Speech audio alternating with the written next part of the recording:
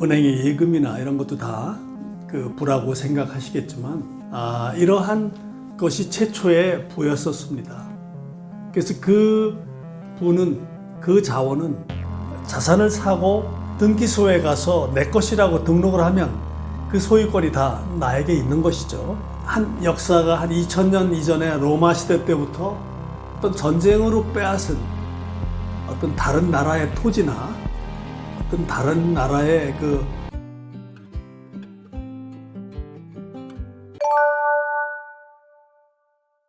네, 안녕하십니까. 트럼프가 발설한 돈의 타락과 화폐의 비밀을 쓴 저자 김원동입니다. 우리가 주변에 집이나 은행의 예금이나 이런 것도 다 그 부라고 생각하시겠지만 인류의 최초의 부는 자연 속에 있는 자원이었었습니다. 말하자면 석유나 어떤 광물 자원, 금, 우라늄, 어떤 씨앗을 뿌리면 거기서 생산되는 비옥한 토지, 이러한 것이 최초의 부였었습니다. 그래서 그 부는, 그 자원은 인구가 얼마 안 될 때는 너무나 자연이 넓었고 누구나 그걸 자유롭게 사용할 수 있었습니다. 그런데 언젠가부터 어떤 왕이 전쟁으로 그 어떤 부락을 빼앗고 그 나라를 빼앗고 그들이 가지고 있는 그 자원인 땅을 다 빼앗아 버린 거죠. 그래서 그 땅을 일부 소장농 비슷하게 이렇게 빌려주고 그것을 또 시간이 지나면서 국가라는 어떤 그런 조직을 발명해서 어떤 등기소에 그 토지를 어떤 그 서류에 기재하면 그 소유권이 나의 것이다 하는 그런 제도를 만들어 놓은 것이죠. 그러니까 지금은 우리가 누구나 현재로서는 어떤 자기가 노동해서 번 돈을 가지고 집을 사거나 자동차를 사거나 어떤 그 자산을 사고 등기소에 가서 내 것이라고 등록을 하면 그 소유권이 다 나에게 있는 것이죠.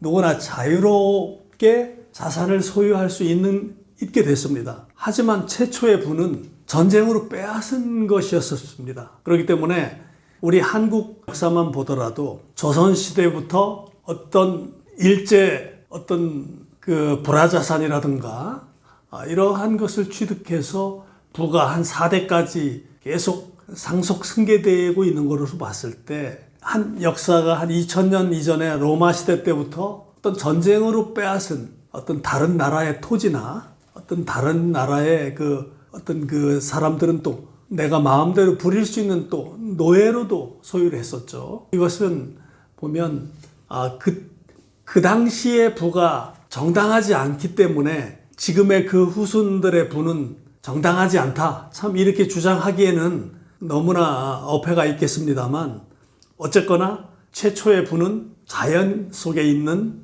누구에게나 가질 수 있는 부였었다. 하지만 그 부를 언젠가 그 전쟁으로 빼앗아서 그것을 계속 후손들에게 상속 이렇게 해서 내려오고 있다고 보여집니다.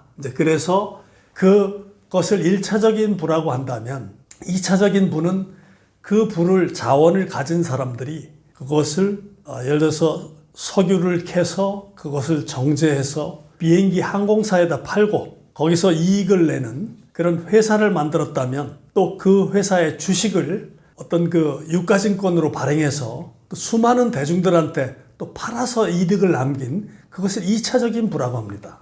그렇기 때문에 질문 주신 진정한 부란 다시 말해서 최초의 자원 속에 있는 자연이었었다. 이렇게 답변 드릴 수 있습니다. 관세 폭탄은 경제학이 아닙니다. 무역이 결코 경제적인 일만 하는 것이 아닙니다. 무역은 권력과 파워, 어떤 주도권 다툼, 어떤 정치적인 논쟁이지 경제학에만 관련된 것이 아닙니다. 그래서 트럼프 대통령이 우리의 부는 중국으로, 유럽으로, 다른 나라들로 빠져나갔다. 이렇게 주장하는 것은 뭐냐면 우리가 생각할 때 독일이나 프랑스나 영국이나 한국이나 일본에 있는 소위 글로벌 기업이라고 하죠. 예를 들어서 K-하이닉스라든가 삼성반도체라든가 현대차라든가 이런 등등의 미국의 일본의 도요타라든가 세계적인 굴지의 다국적 기업이라고 하는 세계적인 기업들은 외국인 지분이 거의 50% 이상입니다. 그것은 그 기업이 독일에 있고 프랑스에 있고 한국에 있고 일본에 있을 뿐이지, 대만에 있을 뿐이지 사실은 미국의 월가 금융 세력이 소유하고 있는 것입니다. 그렇다면 그들이 한국이나 어떤 다른 나라에 FTA 조약을 체결하면 관세가 제로지 않습니까? 그러한 특혜 조항을 어떤 협상을 통해서 어떤 면에서는 이용하는 것이죠. 자국인 미국을 등쳐먹은 것이죠.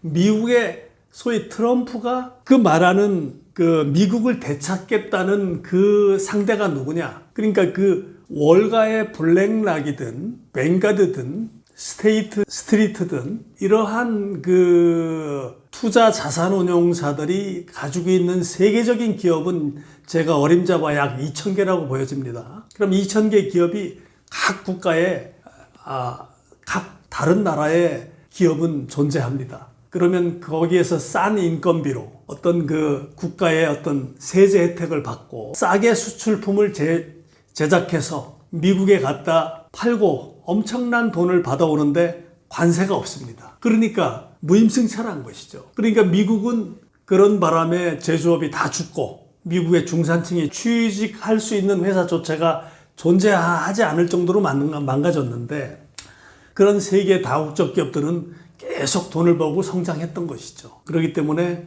트럼프가 주장하는 미국을 훔쳐간 그들에게서 우리 미국을 다시 찾겠다 하는 그 말은 어떤 같은 미국에 살면서 인종이 다른 것인지 제가 지금 계속 추적하고 있는 동로마와 서로마와의 어떤 2000년 전부터의 어떤 역사적인 전쟁의 어떤 그 연장선상에서 본다 그러면 그들의 조상들이 다른 어떤 그러한 원한 관계에서 어떤 진짜 어떤 아직도 싸움이 지속되고 있는 건지 아니면 한 감독 밑에 두 선수가 바지 사장 역할을 하면서 그 싸우는 척 약속대리를 하는 것인지는 앞으로 계속 우리가 추적해 들어갈 것이겠지만 어쨌거나 트럼프가 말하자면 미국이 해방되는 날이라고 하는 그 발언 속에는 미국의 아무런 대가 없이 세금 없이 미국의 물건을 갖다 팔고 엄청난 돈을 벌어서 그 돈을